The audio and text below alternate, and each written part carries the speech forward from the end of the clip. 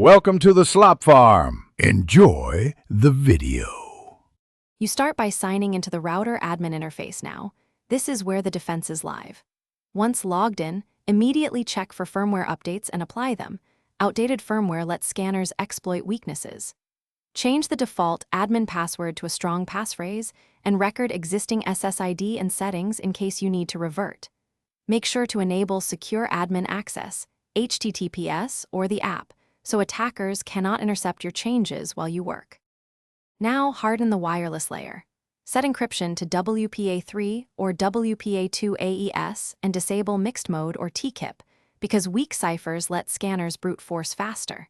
Turn off WPS and UPnP and disable remote management. These are common scanner entry points. Consider stopping SSID broadcast to reduce casual scanning visibility and replace the Wi-Fi passphrase with a long, randomized phrase. Once done, save settings and reboot the router so all protections become active immediately. Finish by adding layered protections.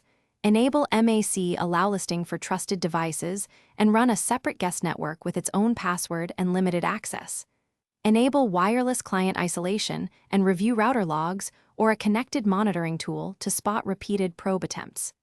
Make sure to schedule periodic password changes and recheck firmware.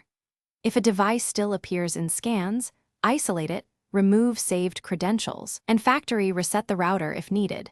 This single troubleshooting step often restores a clean state. Thanks for watching. Consider subscribing if we helped you today.